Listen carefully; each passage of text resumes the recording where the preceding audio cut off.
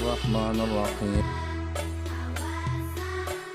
الحمد لله رب العالمين والصلاة والسلام على سيدنا وعظيمنا وحبيب قلوبنا وشفيع نفوسنا أبي القاسم محمد اللهم صل على محمد وعلى أهل بيته الطيبين الطاهرين وأصحابه الغر الميامين. الحمد لله الذي جعلنا من المتمسكين بولاية سيدي ومولاي علي بن أبي طالب. اللهم صل على محمد وعلى محمد. الحمد لله الذي هدانا لهذا وما كنا لنهتدي لولا أن هدانا الله. أما بعد، يقول الله في كتابه الكريم: بسم الله الرحمن الرحيم. قد أفلح المؤمنون الذين هم في صلاتهم خاشعون. The first of our salawat in honor of Rasulullah Muhammad sallallahu alayhi wa alihi wa sallam.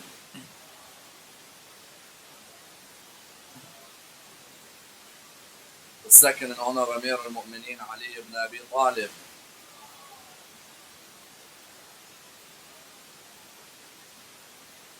The third with your loudest voices in honor of the Imam of our time, Imam Sahib al-Asr wal-Zaman. Allahumma salli ala Muhammad.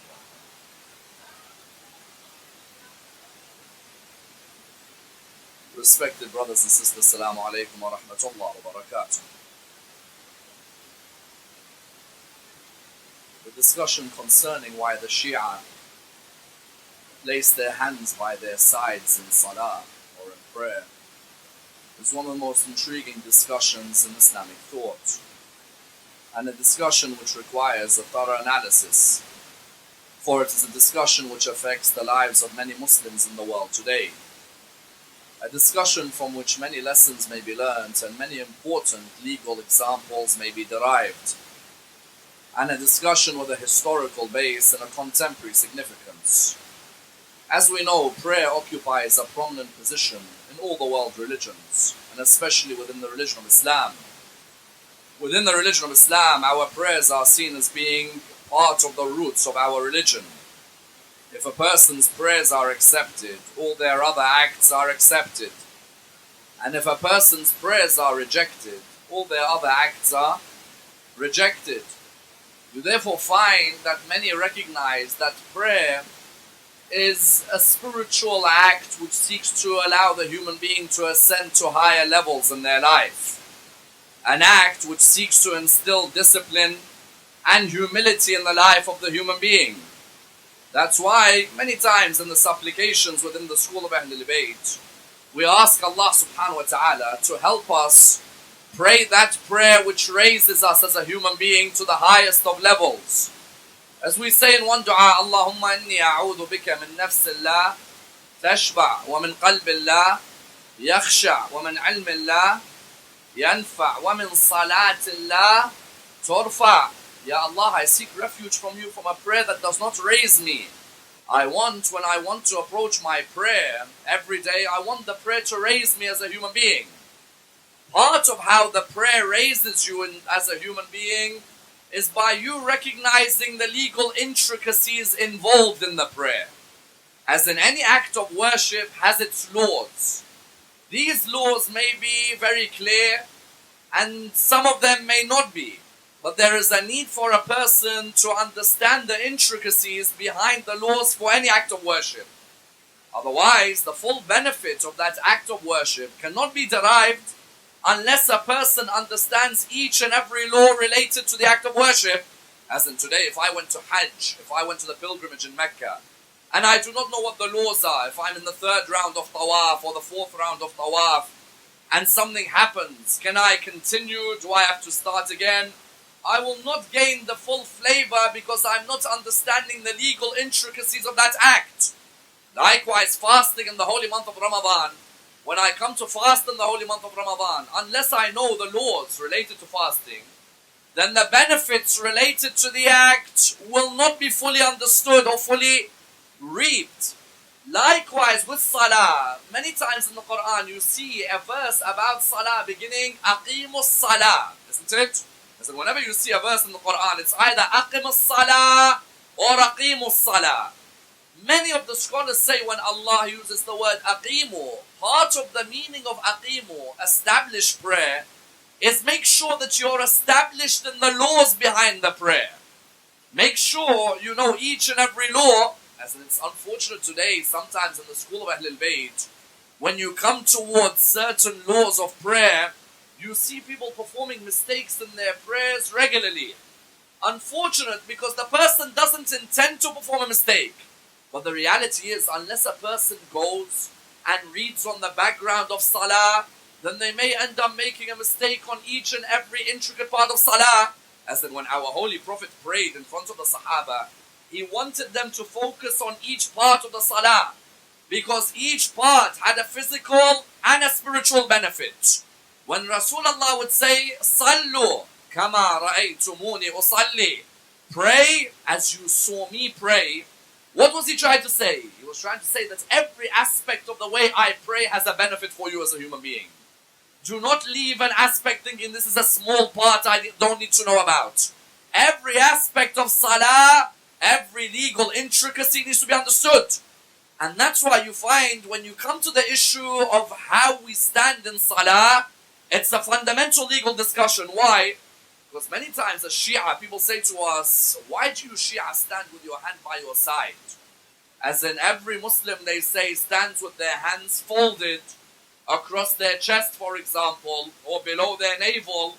Yet the Shia, when they stand with their hands by their side. You find a person comes up to you and says, why are you standing with your hand by your side? Rasulullah says, Sallu kama ra'aytumuni usalli. Rasulullah used to stand, he used to fold his hands, and therefore that's the way that you have to pray. And some people who are more unfortunate may actually one day be standing in a mosque and someone comes and takes their hand and folds it. As in there are some of you here who I'm sure have seen that you may pray in Mecca or Medina today, and you may actually have someone who will come and take your hands and fold it for you. At that moment you're thinking to yourself, excuse me, I said, let me finish my salah, and then we will sit and discuss this area. Many Shia therefore ask the question that are we right when we pray by our sides? As at the end of the day, Allah subhanahu wa ta'ala, the main thing He wants from us is for us to pray. How many times you hear in our communities people say, whether you pray like this, you pray like this, you pray like this, the main thing is, alhamdulillah, you are praying. We reply by saying, Rasulullah with something as important as salah would not give us 6 different ways of praying in salah. Rasulullah surely, with respect to every school in Islam, surely Rasulullah would come with one way of praying, as in now today if I came to this mosque, and on a Monday I said to everyone, pray as you see me pray. Everyone says, no problem. On the Tuesday I pray like this, on Wednesday I pray like this, on the Thursday I pray like this. You think 30 years later, everyone's going to remember the way I pray? You're going to have so many different varieties of prayer. Surely there would have been, when Rasulullah came, Rasulullah would not have swapped a different salah every day. Surely Rasulullah would have made it easy, as in this religion always says, we have come to bring you ease and not hardship. Surely the Prophet would have come with one way to pray. Today when you go to Mecca in the period of Hajj, you see someone praying with their hands here. And you see someone praying with their hands here.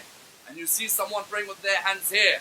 And you wonder, if a non-Muslim saw us praying, they would think to themselves, Muhammad couldn't even teach his people how to pray properly. As in their people can't even pray. When you tell a fellow Muslim, surely there must have been one way of praying, they reply to you, no brother. At the end of the day, our differences are a blessing. The main thing is you pray to Allah subhanahu wa ta'ala. Therefore tonight, let us dissect the origin of the belief on praying on the hands by the side and the hands which are folded, in order that we're able to clarify a few misconceptions. And we need to use some of the most important works when dissecting this issue. I want to dissect this in a number of stages. Number 1, when it came to the Imams of fiqh who we have in the world today, what was their great period of knowledge and how does Islam need such a resurgence? Number two, these four Imams of fiqh, what is their opinion as to how Rasulullah used to pray?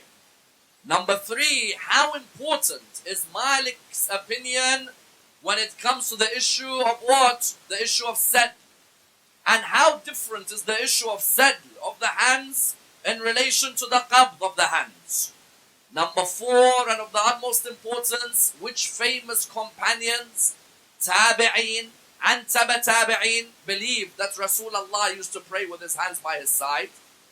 Number five, what is the opinion of Imam al-Baqir and Imam al-Sadiq as to the one who folds their hand in salah?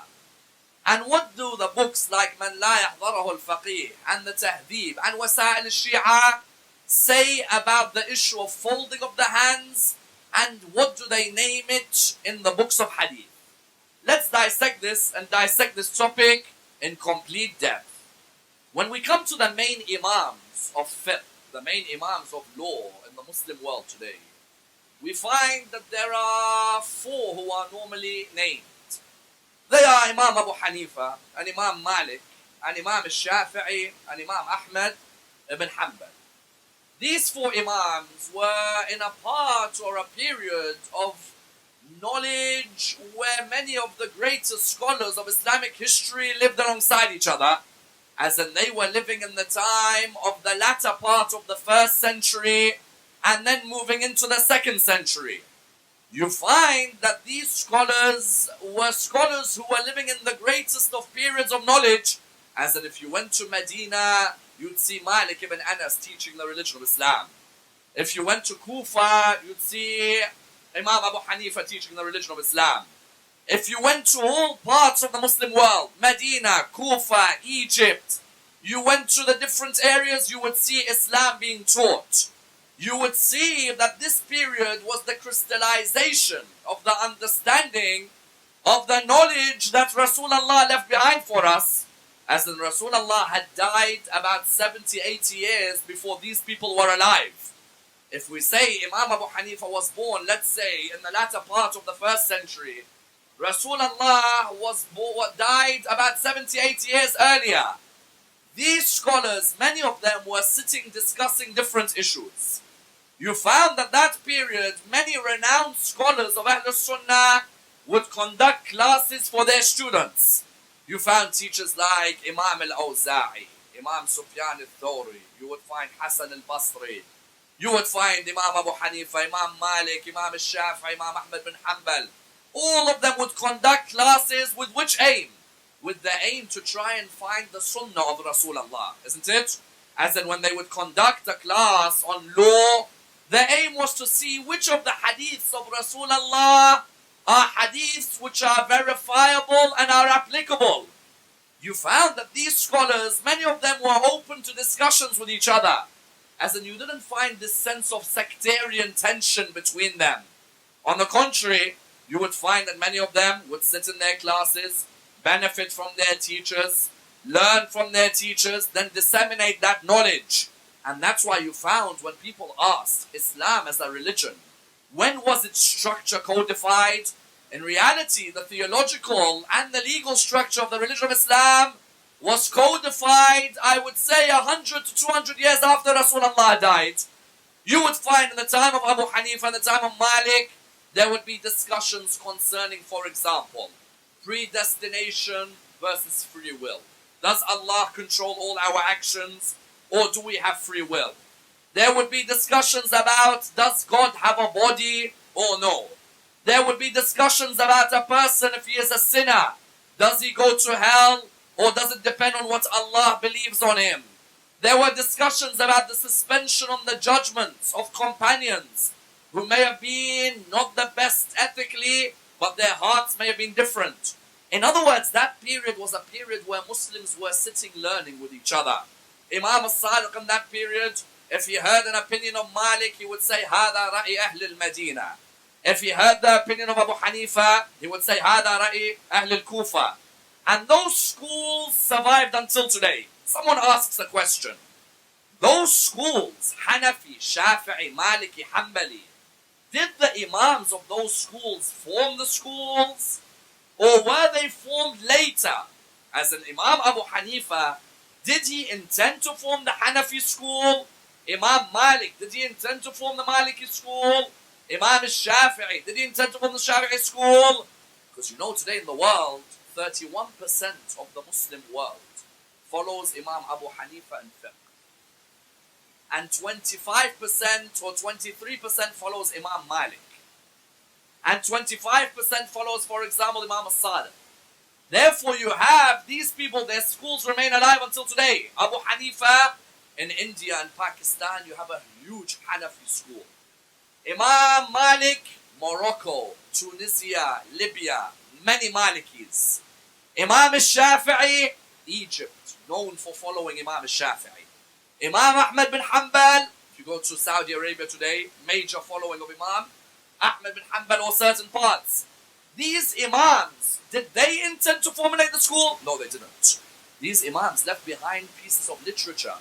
Their students and the students of their students and the students of their students would later be part of protecting the heritage of these Imams. So for example, Abu Hanifa, Karhi for example, amongst the scholars, was of those who looked after the teachings of Abu Hanifa.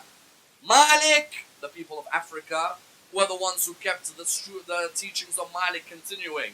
Imam al-Shafi'i, one may argue Ibn Suraj looked after much of the teachings of Imam al-Shafi'i. Imam Ahmad bin Hanbal, Abu Bakr al-Khalal, in reality is the one who looked after Ahmad bin Hanbal's teachings. Therefore you found that particular environment, that particular energy at that time, where students and teachers could sit with each other, is what Islam wanted to rebuild in the 20th century. Ayatollah Borojordi, may Allah bless his soul, and Sheikh Mahmoud Shaltut in Egypt, the head of Al-Azhar, they tried to bring this whole idea of the schools coming together. 12 years the ulama sat together from 1947 till 1959 to sit together and discuss, like Imam Malik and Abu Hanifa and Imam al-Sadiq sat. They wanted to rebuild this. They didn't want there to be Shia and Sunnah not sitting and discussing literature.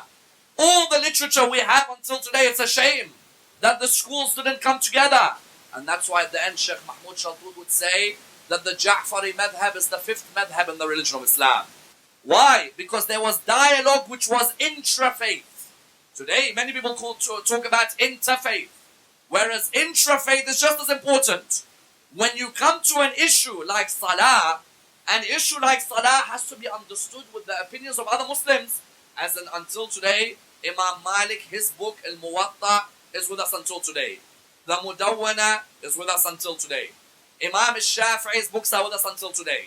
Imam Ahmad bin Hanbal, his book, the Musnad, is with us until today.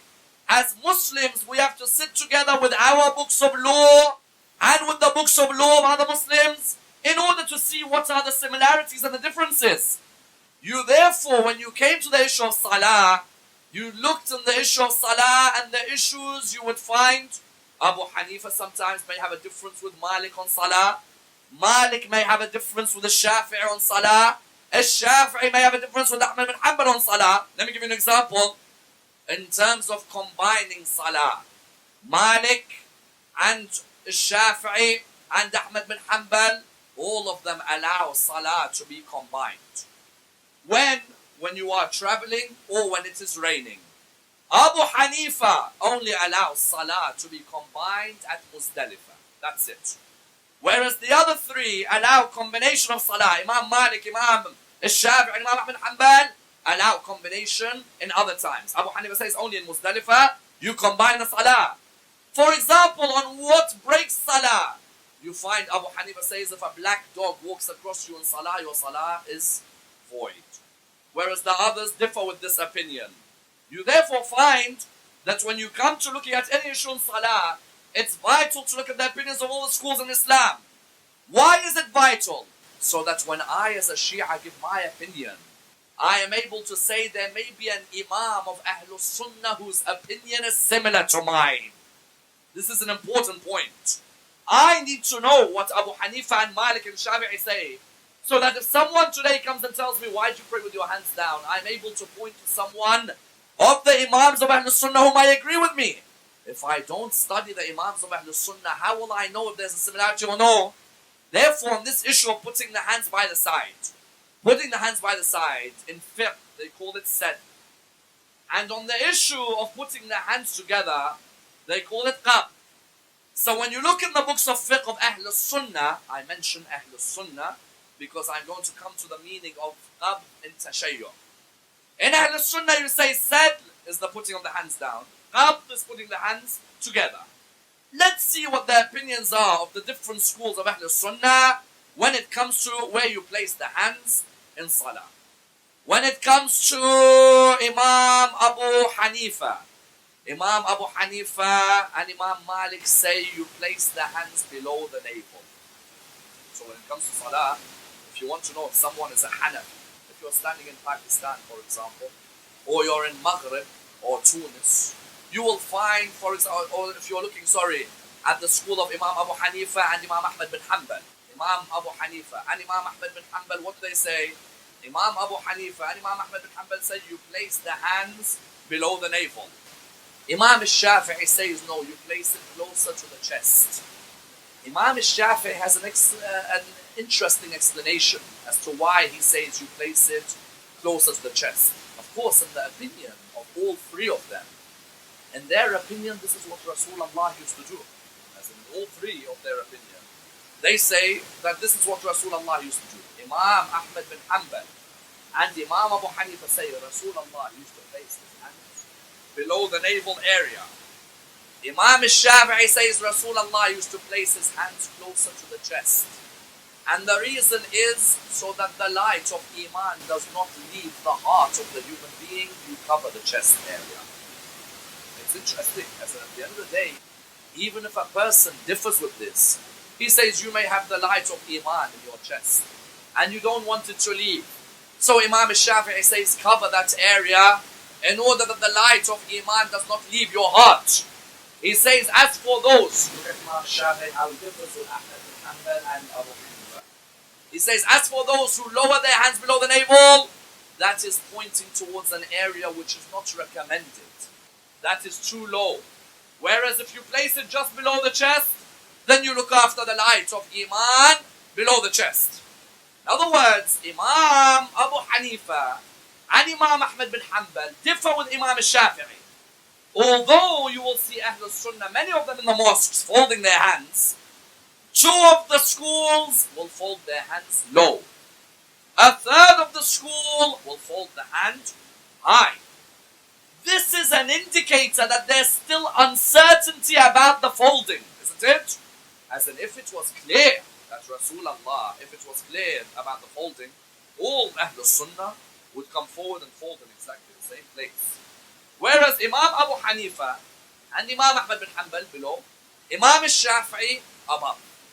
You therefore found that three of the Imams of Ahlul Sunnah say what? That qab takes place.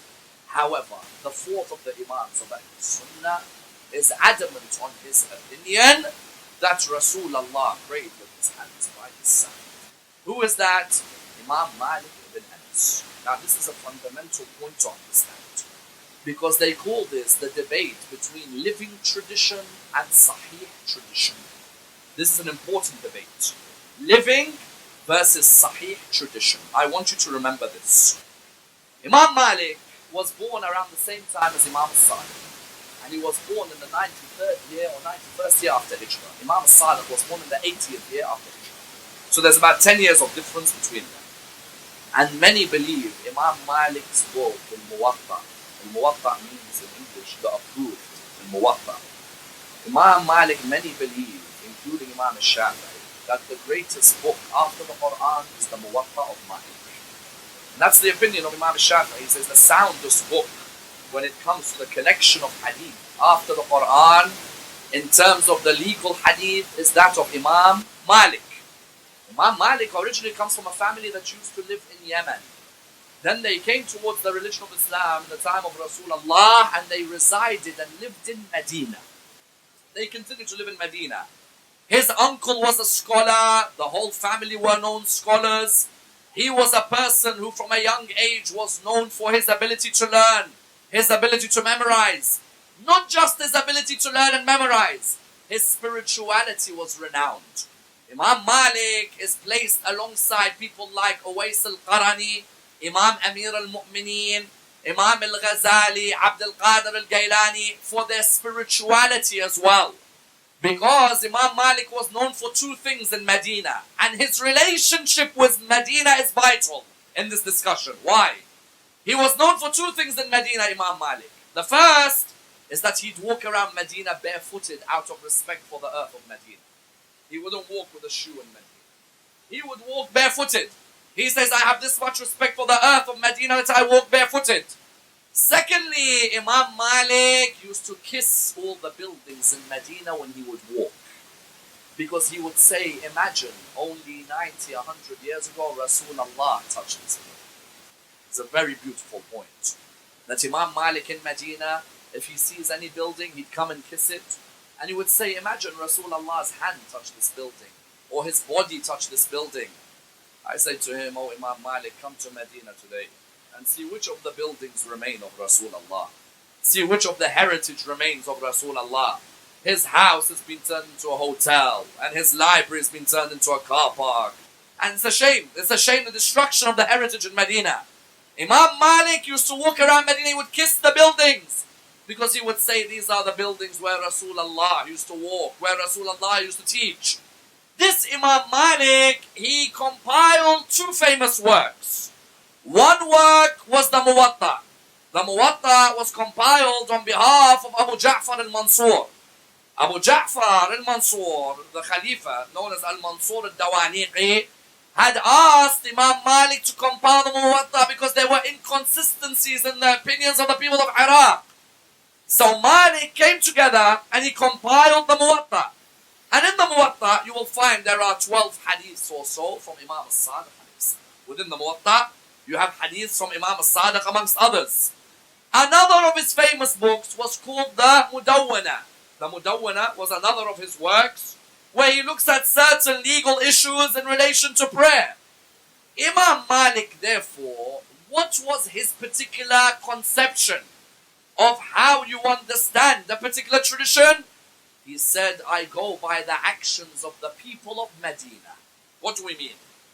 Imam Malik said, I'm living in Medina. There are people here living with me whose fathers may have met Rasulullah, isn't it? As in, if Imam Malik is living 100 years after Rasulullah, there may be people living in Medina who may have had fathers who met Rasulullah. Rasulullah, where did he die? Medina, isn't it? Where were most of his companions? Medina. Therefore, Imam Malik said, the living tradition of Rasulullah remains in Medina. When I therefore come to a conclusion about an act of worship, why don't I ask the people of Medina who met Rasulullah? Or the people of Medina who knew someone who knew Rasulullah? That's what is known as living tradition. Imam al-Shafi'i later would come with a discussion on Sahih tradition. Not so much about the living tradition of Medina, but rather by looking at verifying the chain of narrators of a particular hadith and seeing if it's Sahih or no. Malik, however, looked at the living tradition. To Malik, what was important? That I look at the actions of the people of Medina. If the people of Medina pray with their hands by their side, that means that Rasulullah prayed with his hands by his side. Therefore, what do you find? You find Imam Malik, the way he reached the conclusion about Rasulullah praying by his side, this was one of the components.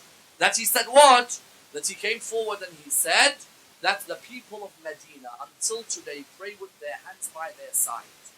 Therefore, I am of the belief that Rasulullah prayed with his hands by his side. Hence, Malikis today in Maghrib, in Tunis, in Libya, in that area, what you find in Jazair, Algeria, you find that they pray with their hands by their side. Therefore, they say, Imam Malik said, Rasulullah's living tradition remained alive in Medina. That's why we keep that tradition alive. You find some people came and said, what? They said a number of arguments against this. Some said, for example, Malik in the Muwatta narrates that Rasulullah had the arms folded. We reply by saying, you're narrating a hadith from the Muwatta, but go to the Mudawwana. In the Mudawwana of Malik, Malik clearly narrates that Rasulullah, he is of the belief that Rasulullah prayed with his hands down in what is known as said. And that Malik says in Salah, you have to pray with your hands down in Salah, which is wajib. He says, however, in the Nawafil, you may bring your hands together. But in the wajib Salah, you have to put your hands by the side. And that's a famous opinion of Malik, as in if you read the Mukhtasar of Khalil and the commentary on it by Imam al-Dasuqi, you will see very clearly it's written that what? It's very clearly written that Malik's mashhur opinion is that of said, not of qab. Even I remember someone coming and saying that Malik ibn Anas, the only reason he put his hands by his side was because the governor of Ja'far of Mansur in Medina beat Malik's hand so much that Malik, because he was injured, he prayed with his hands by his side. Honestly, there are some people who come and say because Malik was beaten so much that his hands were so injured, okay, your hands are going to remain injured for how long? Say your hands remain injured. For how long? 2-3 days later, you can go back to praying like this, can't you? So what, Imam Malik for the next 20 years, his hands remain injured? As in those people who came and bring this argument, I said to them, the mashhur opinion of Imam Malik is said, not qab. Imam Malik said the people of Medina pray with their hands down. SubhanAllah, only 100 years after Rasulullah died, he's looking at the people of Medina who were living with Rasulullah, whose fathers prayed Jama'ah with Rasulullah, and they're putting their hands down. Imam Malik, therefore, what was his opinion? His mashhur opinion was clear. He said, on the first level, Rasulullah prayed with his hands down and did not pray with qab. Further than this, and of the utmost importance, you find other scholars of Ahlul Sunnah who actually back up Malik's opinion. That Malik ibn Anas was right when he said that Rasulullah prayed with his hands down. Let me explain to you, for example, who? You have, for example, Shawkani in Nail al-Awtar. Shawkani narrates in Nail al-Awtar, he says that Ibn Mundhir, the teacher of Imam al-Bukhari, he says that Ibn Mundhir says there is no unanimous proof that Rasulullah prayed with his hands folded. No one can come and say unanimously that Rasulullah prayed with his hands folded. That's number one. Number two, Malik used to say, said is a natural standing position, not qab. When I come and meet someone now, says to me, Salamu alaikum, said Ammar, I don't see them meeting me like this. They're standing like this in front of me, aren't they? Then they put forward their hands and they shake their hands. He says, said is the natural position. And that's why he quotes from Abu Qatada. Abu Qatada, he quotes from the hadith. You find this hadith, Ibn Rushd narrates it in Bidayat al-Mujtahid. That Abu Qatada, what does he say? Abu Qatada says Rasulullah would do takbir and then rest his hands in the natural position. If I were to ask you, when someone does takbir and rests his hand in that which is natural, what is that which is natural? Put your hands down.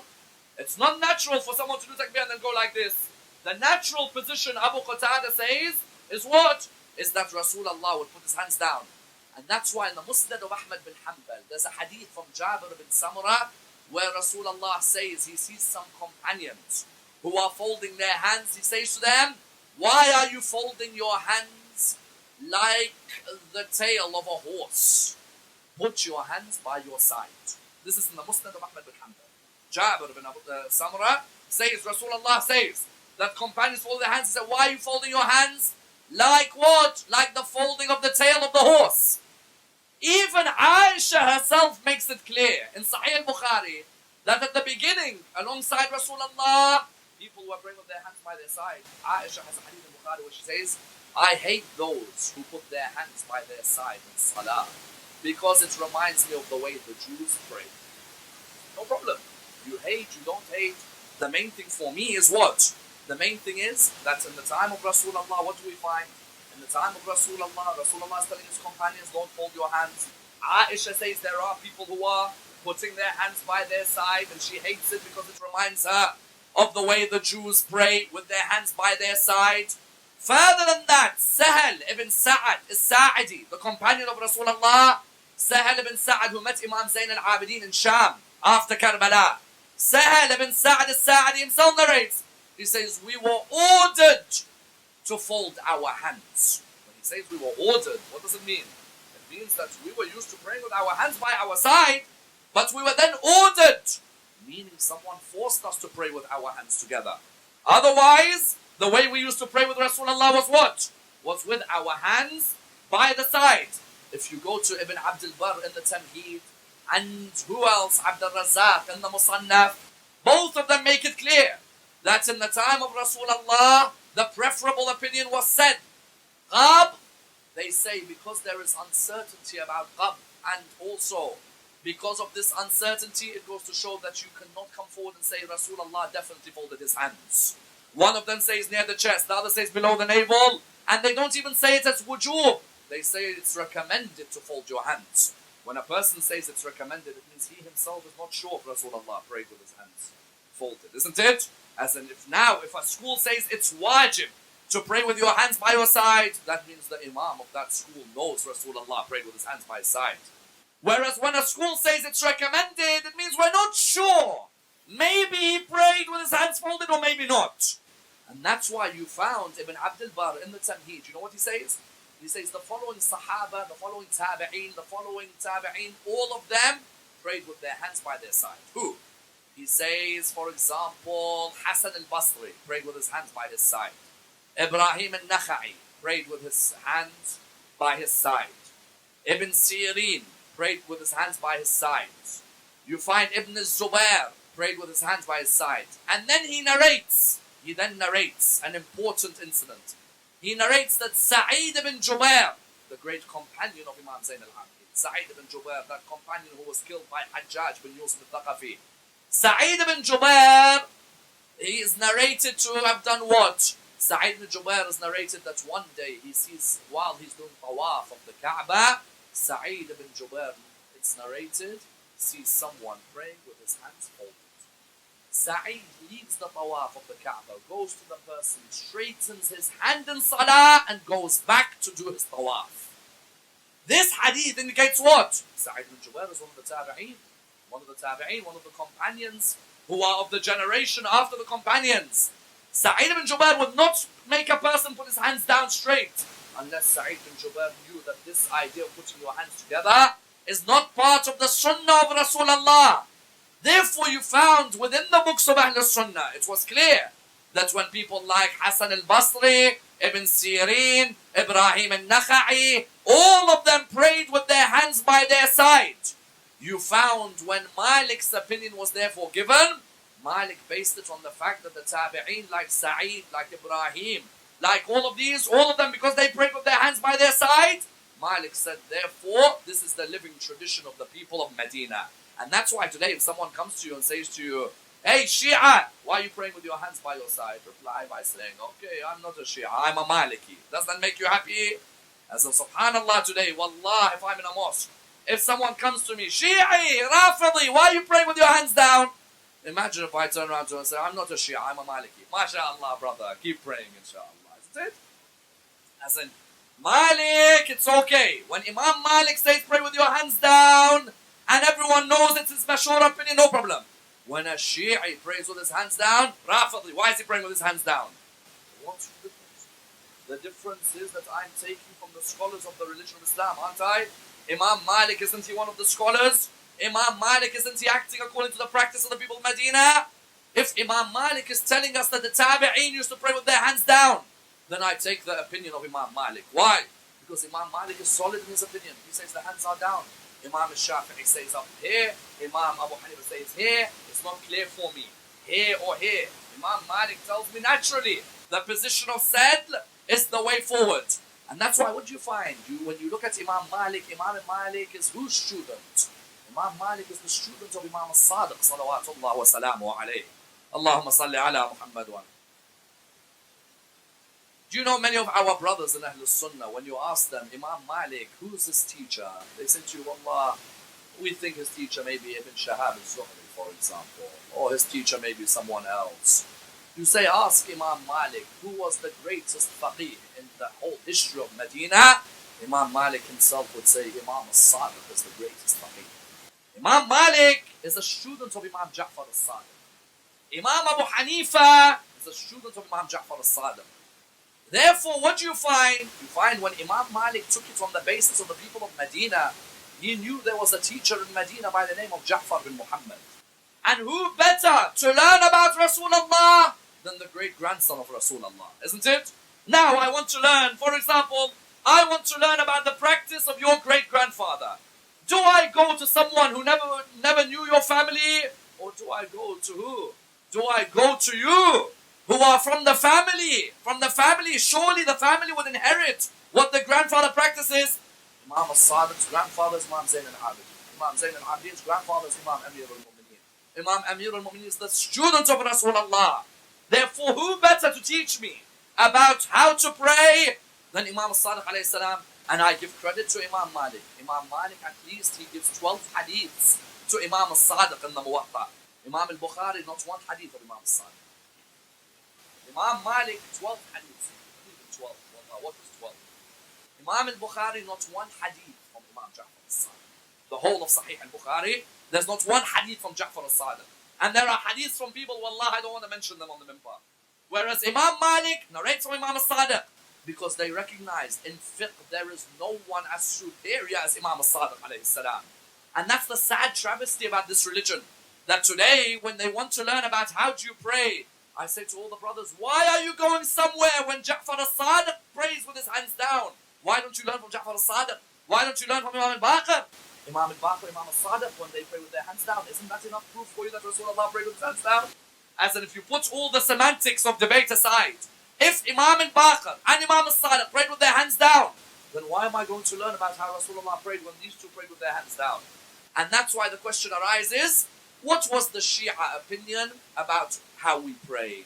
You find, if you look in Man La Yahdarahu al-Faqih of Shaykh al-Saduq, if you look in the section of Salah, or that which invalidates Salah, and you look in Wasa'il al-Shia, and you look at Kitab al-Tahdib, for example, of Shaykh al-Tusi, look within there, what do we call the folding of the hands? Our brothers in Ahlul Sunnah call it qabd, yes? We call it takfir. I said, what do you mean? Imams of Ahlul Bayt are asked, if a person places one hand over the other, the right hand over the left in Salah, what is this? What is your opinion on it? They say the Salah is invalidated. And what? Not just the Salah is invalidated, but that this is the act of the Zoroastrians, the Majus. It's a vital point. That it's as if Imam al-Sadiq and Imam al-Baqir are pointing to the fact that this folding of the hands is an introduction from outside of Islam. That it's as if Muslims saw the Zoroastrians when they worshipped, they put their hands together. When the Muslims saw this, you found that some of them said this is something which is humble and that this should be included in the prayer. Some people try and come and say that there was a particular Khalifa who introduced this. I haven't found reliable evidence of that. I've searched in the books. I haven't found reliable evidence of any introduction by anyone. What we have found is in the Faqih. There's a clear section which says that this is called takfir, and that this particular issue of folding of the hands invalidates the Salah. Some Shia will come and say, for example, am I allowed to go to a mosque with our brothers and pray like them? Well, if you're in an environment where you're going to be shocked, even then you could say, in taqiyya, even then a person can say, I'm a Maliki. Isn't it? In taqiyya, because someone's about to come and kill you, you could turn around and say, brother, I follow Malik ibn Anas. MashaAllah, Malik ibn Anas, Imam Malik. Subhanallah, go ahead and pray. Because if you say Imam al-Sadiq, you deserve to be killed. But if you say Imam Malik, no, you don't deserve to be killed, because you're a good human. The follower Imam al-Sadiq deserves to be killed. Sad state of Muslim. That the teacher is not warranted, not even known, but the student is known by everybody. But Imam al-Sadiq and Imam al-Baqir clearly say that if a person folds their hands in what? If a person folds their hands in Salah, that Salah is invalidated. Someone turns around and says, does that mean our brothers in Ahlul Sunnah wal Jama'ah, all their Salah is invalidated? No. Our brothers in Ahlul Sunnah wal Jama'ah, it depends on what knowledge they have. If our brothers in Ahlul Sunnah wal Jama'ah have read their books and that's the conclusion they've reached, then that is between them and Allah subhanahu wa ta'ala. if someone comes to ask us for our opinion, yes, our opinion, salah is invalidated when you fold your hands. A Shi'i cannot fold their hands in salah. The folding, which is known as takfir, Imam al-Baqir said, is the practice of the Zoroastrians. It's not the practice of the Muslim, it's the practice of the kafir. And the kafir only prays with his hands in that way. But do we say that our brothers in Ahlul Sunnah wal Jama'ah, their salah is invalid? No, our brothers in Ahlul Sunnah wal Jama'ah sincerely, they are trying to follow Imam Abu Hanifa or Imam Malik or Imam Shafi'i or Imam Ahmad bin Hanbal. They are trying to reach the Sunnah of Rasulullah. In their opinion, they have sahih traditions that Rasulullah prayed like this. Whereas in our opinion, like Imam Malik, Imam al-Sadiq alayhi salam clearly shows what? Imam al-Sadiq alayhi salam clearly shows that Ahlul Bayt used to pray with their hands by their side. We pray to Allah subhanahu wa ta'ala to raise us with Muhammad and al-Muhammad, to allow us to be amongst the companions of Imam Sahib al-Asri wa Zaman, allow us to be amongst those who follow him in this world and the hereafter. Raise us with the Imam of our time and unite the Muslim Ummah on the love of Muhammad and Ali. We pray to Allah subhanahu wa ta'ala to Fatiha, but before it without us.